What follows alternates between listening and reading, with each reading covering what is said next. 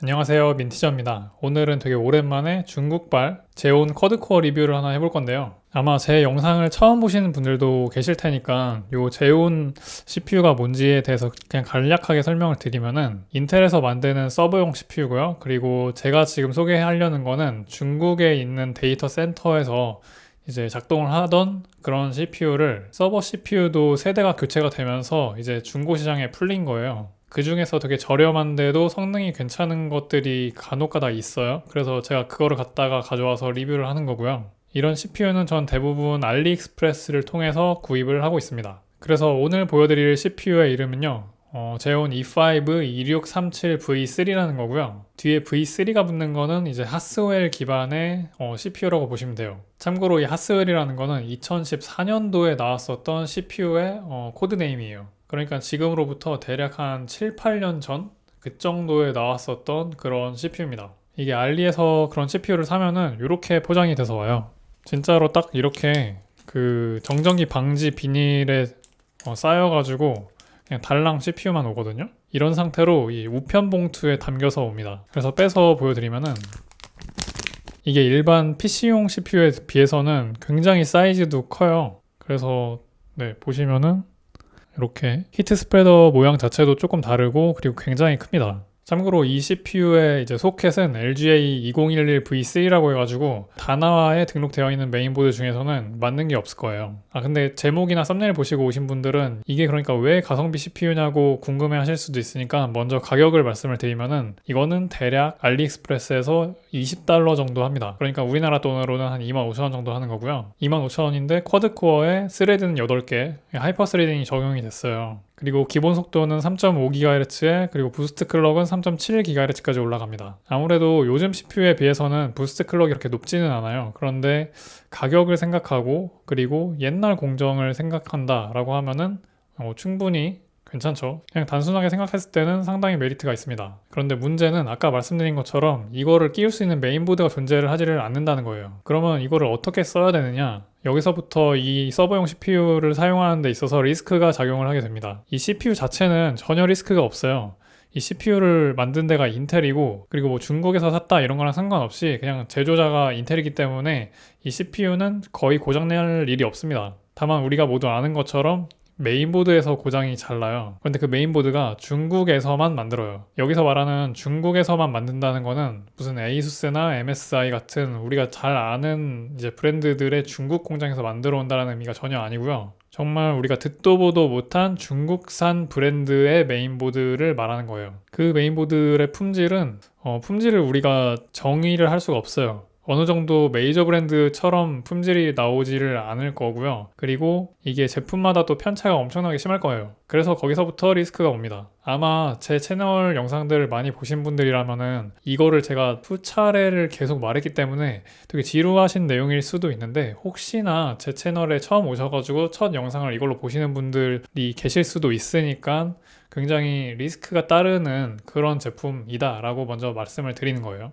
그리고 심지어 그런 중국산 메인보드들이 뭐 저렴하지도 않아요. 제일 저렴한 거는 대략 한 7만원 정도 합니다. 근데 AS는 전혀 진행이 안 될 거고 만약에 AS를 받겠다라고 하면은 중국어로 보드를 보내야 됩니다. 그러니까 뭐 여기서부터 중국어를 또 해야 되고 뭐 골머리 썩는 일이 막 생기는 거예요. 그러니까 한마디로 이런 서버용 CPU를 사용을 한다라는 거는 정말 앞을 보지 않고 그냥 극강의 가성비만 추구한다 이렇게 생각을 하시면 될 것 같아요. 앞날 따윈 나한테 없다. 그런데 그런 앞날도 이제 가성비에 포함하시는 분들이 있잖아요. 그런 분들한테는 이제 메리트가 전혀 없는 거고요. 자, 그러면은 이 CPU에 대해서 간략하게 좀 설명을 드릴게요. 이 CPU는 아까 말씀드린 것처럼 2014년도에 출시를 했었고 그리고 당시 공정 노드는 22나노미터 공정을 사용을 했습니다. 이게 수치상으로 그냥 사람들이 알아듣기 쉽게 하기 위해서 무슨 22나노미터 공정이다, 14나노 공정이다 이런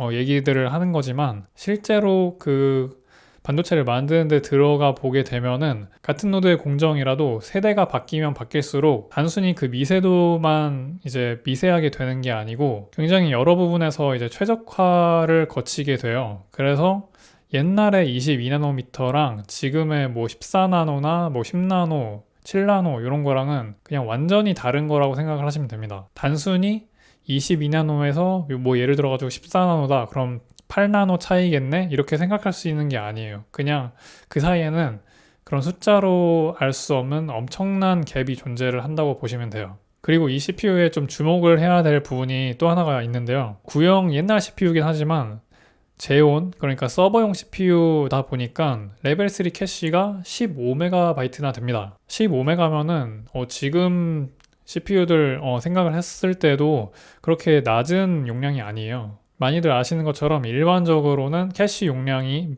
크면 클수록 좋은 거라고 생각을 해도 되죠. 그래서 15MB 정도의 레벨 3 캐시는 굉장히 많은 편에 속한다. 이게 좀 장점이고요. 그리고 또 하나, 계속 말씀을 드렸지만 기본 클럭이 3.5GHz나 된다. 왜냐면은 제온 CPU 같은 경우에는 기본 클럭이 이렇게 3기가 중반 정도 되는 CPU가 거의 없어요. 서버용 CPU의 특성상 보통은 낮은 클럭, 비교적 낮은 클럭으로 되게 많은 코어 수를 갖게 하는 게 보통의 서버용 CPU들의 모습인데, 이 제품은 4코어 쿼드코어에 3.5GHz에 그리고 부스트 클럭도 3.7GHz까지 올라가니까 뭔가 게이밍에 쓰기에도 굉장히 괜찮다 싶은 그런 녀석입니다. 그런데 제가 이렇게 침이 마르도록 칭찬을 하니까 그러면 이거 무슨 최근에 나온 인텔 10세대, 11세대, 12세대 이런 CPU들보다도 더 좋은 건가? 이렇게 생각하실 수도 있는데 그거는 절대로 아니고요.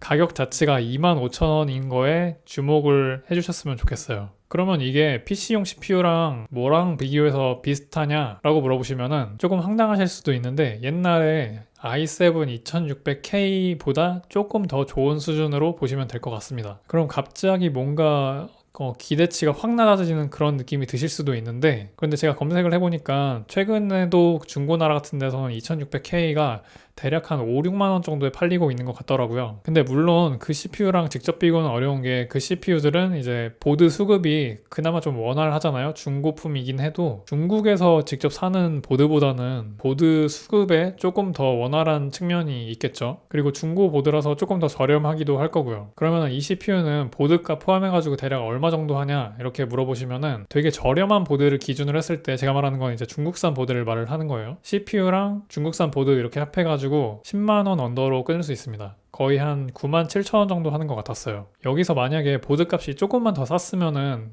예를 들어서 두 개 합쳐가지고 뭐 한 7, 8만원 정도에만 할 수 있었으면은, 이거는 그냥 8만원 날리는 셈 치고 그냥 모험 한번 해봐도 되겠다 싶은 가격대일 수 있는데, 97,000원이면은 조금 그런데 이런 생각이 들 법도 한 가격대이기는 합니다. 왜냐면은 지금은 뭐 두세대 뒤로 건너갔지만 1100F 같은 좋은 CPU가 있잖아요.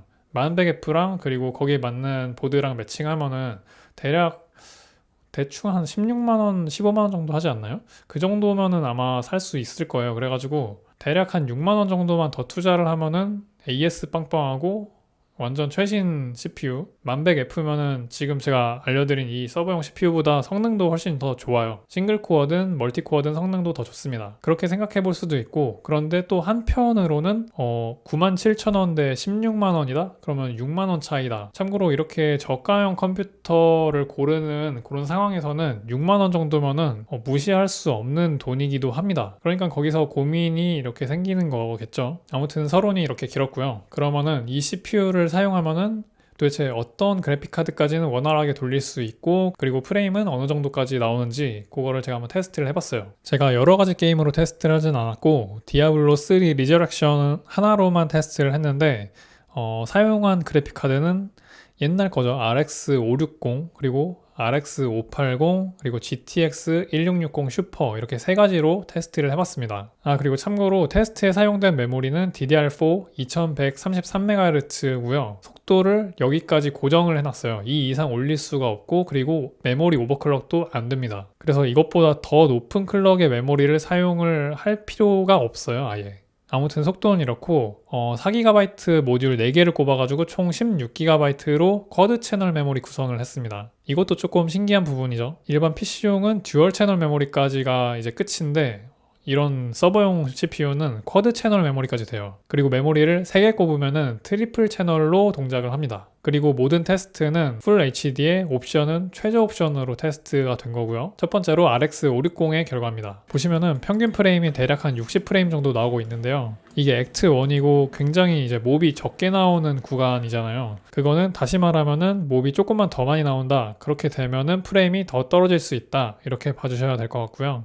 그리고 CPU랑 GPU 사용률을 보시면은 CPU는 거의 놀고 있고 GPU는 100%로 일하고 있습니다. 무슨 뜻이냐? 이 정도 CPU만 해도 RX 560 돌리는 데는 전혀 문제가 없고 오히려 힘이 남아도는 수준이다. 그런데 그럼에도 이제 그래픽카드 성능의 한계 때문에 평균 60프레임 정도밖에 못 뽑는다. 이렇게 생각하시면 될 것 같아요. 그리고 다음은 RX 580인데요. 여기서는 프레임이 확 올라갑니다. 평균적으로 대략 한 120에서 130프레임 정도 나오니까 RX 560 대비해가지고 2배 이상 나오게 됩니다. 이 정도라면은 게임 할만하죠. 물론 이게 최저 옵션으로 동작을 한 거기 때문에 옵션을 조금만 더 올리면은 프레임은 떨어지긴 할 텐데 그래도 뭐 100프레임 이상 정도 나오게 될 거니까 이 정도면은 저는 게임 할만하다고 봅니다. 그리고 여기서도 CPU 사용률은 대략 20%를 잘 안 넘고 있어요. 그러니까 RX 580을 물렸어도 CPU 힘이 아직도 남는다 이런 뜻이 됩니다. 그리고 다음은 마지막으로 지포스 GTX 1660 슈퍼인데요. 프레임은 이제 대략 한 180프레임 정도 평균적으로 나오고 있고 이제는 CPU 사용률이 30에서 40%를 왔다 갔다 하고 있습니다. 그런데 보시면은 아까랑은 다르게 그래픽카드 사용률이 100%까지를 쭉 찍어주진 못하고 있어요. 이게 뭘 의미를 하는 거냐면은 이 CPU의 싱글코어 성능이 그래픽카드를 완전히 받쳐주지 못한다 이렇게 보시면 될 것 같아요. 여기서 만약에 CPU만 뭐 예를 들어가지고 라이젠 5 5600X 이런 걸로 바꿨다 그러면은 바로 GPU 사용률 100% 계속 쭉 찍어줍니다. 그런데 이 CPU는 그 정도 성능까지는 못 미치니까 이렇게 100에서 조금 못 미치는 수준으로 GPU 사용률이 왔다 갔다 하고 있는 거예요. 그런데 말씀드린 것처럼 이거는 최저 옵션 기준으로 한 거기 때문에 프레임이 180 나올 필요까지는 없잖아요, 솔직히. 그러니까 여기서 옵션을 조금만 더 올려줘도 GPU 사용률은 계속 100을 찍을 거고요. 그리고 프레임은 초당 144 정도만 나와도 게임하기에는 전혀 뭐 괜찮은 정도죠. 그래서 제 생각에는 GTX 1660 슈퍼까지도 이 CPU랑 매칭하는 데는 전혀 문제가 없다 이렇게 볼 수 있을 것 같습니다. 그리고 제가 해보지는 않았지만 제 생각에 RTX 2060 정도까지는 매칭하는데 무리가 없을 것 같거든요. 그런데 제가 제품이 없어서 해보진 못했어요. 그리고 솔직히 이 정도 CPU에다가 RTX 2060 붙일 사람은 없잖아요. 뭐 있을 수도 있겠지만 저는 없다고 봅니다. 그래서 GTX 한 1660 슈퍼 정도가 딱 적당하게 쓸 수 있는 이제 맥시멈 값이 아닐까. 그리고 GTX 1660 슈퍼도 지금 가격대가 뭐 미쳤던데요. 진짜 맘 편하게 쓰려면은 그냥 RX 580 정도 붙이는 게 저렴이로 쓸 수 있는 그 정도가 아닐까 싶습니다. 어차피 이 CPU를 사용하려는 목적 자체가 굉장히 저렴이로 PC를 만들기 위함이에요. 5만원, 10만원도 아껴보자 이런 컨셉으로 사는 CPU이기 때문에 그게 아니었으면은 아까 말씀드린 것처럼 뭐 i3 1100F 정도 사는 게 당연히 맞는 거라고 봅니다. RX 580을 제가 최근에 찾아보니까 대략 한 24만원 정도 하는 것 같더라고요. 그래서 그거랑 매칭을 시키면은 잘하면은 50만원 미만으로 본체 세팅을 해볼 수 있지 않을까 그렇게 생각이 되고요. RX 560은 보니까 한 9만원? 그 정도 하는 것 같아서 그거를 쓰면은 35만원? 한 요 정도도 볼 수 있지 않을까. 35만원? 40만원? 한 요 정도? 아시는 것처럼 게임에서 제일 중요한 부품은 CPU도 물론 중요하지만 저는 첫 번째로 중요한 건 그래픽카드라고 생각을 하거든요. 그래서 이런 서버용 CPU, 구형 CPU를 사용하는 이유는 가진 이제 돈, 자원이죠, 이게. 가진 자원을 최대한 그래픽카드 쪽으로 몰아주기 위해서 이런 거를 사용해 볼 수도 있다. 이렇게 생각이 됩니다. 그리고 요거는 좀 소신 발언일 수도 있는데요. 저는 개인적으로 그러니까 예전 컴퓨터 가격을 기준으로 했을 때 뭐 아까 말씀드린 것처럼 GTX 1660 슈퍼가 35만원, 40만원 할 때 기준으로 했을 때 100만원 넘어가는 본체는 그냥 일반 사람 기준으로 좀 과할 수 있다 이렇게 생각을 합니다. 물론 사람마다 이 원하는 그 화면의 부드러움이나 이런 게 다 제각각이긴 할 텐데 초당 144프레임까지 안 가더라도 한 100프레임만 가도 괜찮지 않나요? 물론 모든 게임을 갖다가 최고 옵션으로 돌리는 컴퓨터는 당연히 누구나 좋아할 만은 하지만 개인적으로 현명한 소비라고 한다면은 어떻게 하면은 더 좋은 성능을 내는 거를 싸게 갖고 올 수 있을까? 그리고 그런 부품을 사용을 하려면은 어떤 거가 내가 준비가 돼야 되고, 그리고 뭘 알아야 되고, 이런 거를 저는 좀 중요하게 생각을 해요. 그래서 앞으로도 이런 중고 부품을 포함한 굉장히 가성비가 좋은 것들을 좀 소재로 많이 해가지고 많이 알려드리는 그런 영상을 만들려고 합니다. 뭐 아까 전에도 말씀드렸지만 다른 제 영상들 보시면은 다 그런 게 대부분이에요. 그래서 옛날에 그래픽카드 가격이 좀 낮았을 때는 그때 막 채굴 그래픽카드 막 이런 거 써가지고 되게 다양하게 재밌게 만들었었거든요. 막 20만 원짜리 컴퓨터, 25만 원짜리 컴퓨터 막 이렇게 되게 재밌게 만들었었는데 최근에는 이제 뭐 가상화폐 채굴 때문에 그렇게 그래픽카드 값이 너무 많이 높아져가지고 그런 재밌는 구성들을 갖다가 조합을 할 수가 없는데, 그런데 모든 거에는 이제 사이클이 있잖아요. 분명히 지금 이렇게 높았었던 그런 그래픽카드 가격이 분명히 다시 정상화가 되는 날이 온다고 봅니다. 저는 그날만 기다리고 있어요.